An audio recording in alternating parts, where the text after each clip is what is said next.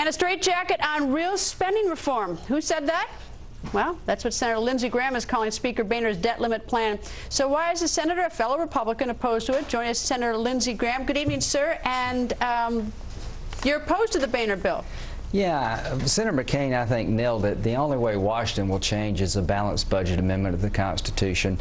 I know it's frustrating for Republicans to put one plan up after another, and the White House never put their plan. You know the Jay Carney quote that I gave you? Yeah, I actually did. I have the Jay Carney. I don't know where it's at, but it's kind of right there. It is under the. Oh, here it is. I'll give it to this one. Senator McCain's going to love this. It says there is no plan that has been offered, certainly in the last several months, about which more detail is known. Okay, that's Jay Carney, to press briefing dated today, 7/28/11. I thought Jay Leno said that, but that's Jay Carney.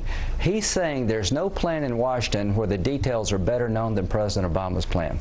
Tell me one of them. What is? Does he have a plan? I mean, seriously. No. I mean, all seriousness. You know why Republicans are having a problem is that we're trying to solve a problem by ourselves, and that's not fair to the Republican Party. Why doesn't he? I mean, what is his purpose? I mean, if he doesn't have a plan, and I admit I haven't seen it. Anybody mad? Well, but I mean, like, what is the purpose of sending Jay Carney out there to keep saying he has a plan if everyone keeps saying, where is this plan? Because he's getting away with it.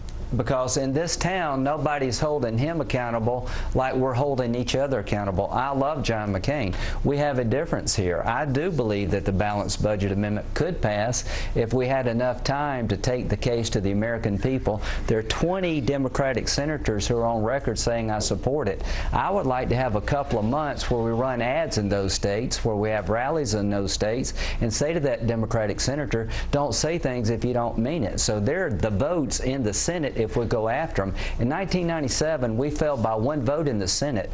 I would argue that what's happened between 97 and now cries out for a balanced budget amendment 100 times more today than we needed it then. We've tripled the debt. So, you know, at the risk of shutting down the government? Well, let me tell you, is that a risk? I mean, we're going to downgrade the government. You know the problem with the Boehner plan? I love John Boehner. He's doing the best he can by himself, but his plan is not going to avoid a credit downgrade. It doesn't do enough. Do you want me to get started on the people that do the downgrade? And those are the same ones who got us into that mess. That's exactly right. But so you know, why are we doing? Let me just stop there for a second, because that really is this. I mean, look, these are the same people, the S&P and Moody's, who said that those CDOs that where they packaged and bundled together those those terrible mortgages. The rating agencies let the country down. They didn't rate these credit defaults. They pushed us down. But let me tell you, they're going to downgrade, and interest rates are going to go up for every American. It's going to cost more to borrow money, and when it costs more to borrow money for American government, the American people suffer.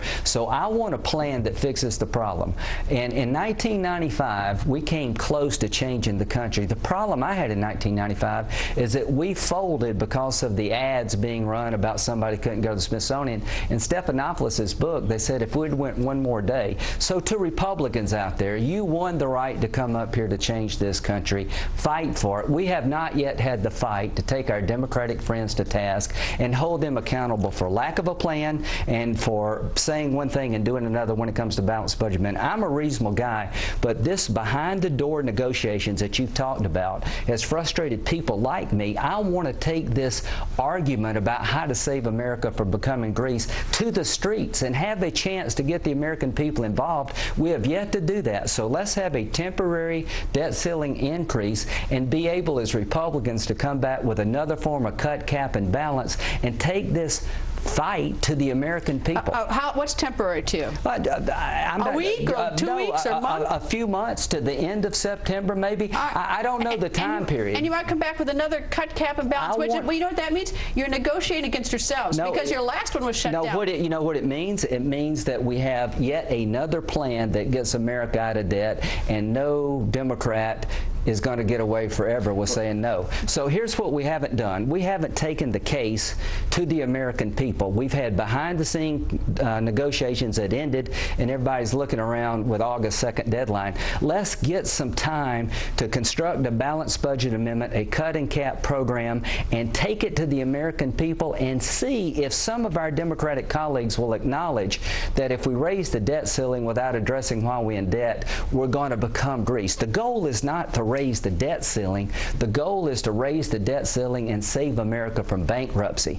The Boehner plan, no matter how well-intentioned, doesn't change the dynamic that led us into this mess. And the Republicans from South Carolina and throughout the country promised the American people one thing: if you send me up there, I'm going to get us out of debt by changing the way we do business. As a practical matter, though, Boehner's not going to make it in the Senate. But let me ask you a quick question. What do you think? Nothing makes it in the Senate. We're a body that sits around waiting to kill ideas to save America from bankruptcy. I'm very upset with the Democratic-run Senate. We should be a body trying to fix America's problems. Why does it have to fall on John Boehner? Why is it the House? Why does the president say he's got a plan when he doesn't, and everybody says okay? That's not fair. It's not fair to John Boehner. It's not fair to the people who wanted to change the government. So I'm a little upset. I would like to expose this hypocrisy up here that the Democratic Senate never lets any plan come forward. The President of the United States is saying he's got a plan when he doesn't. I'd like to take this issue to the American people and see if 20 of our Democratic colleagues who promised to support a balanced budget amendment would actually do it if they were pressured. Senator, thank you. And, of course, we're standing by waiting to see what does happen in the United States House of Representatives, because we're told a vote is going to happen tonight. So we're waiting to see what happens with the vote. Great for our country. Thank you. Thank you, sir. And straight ahead.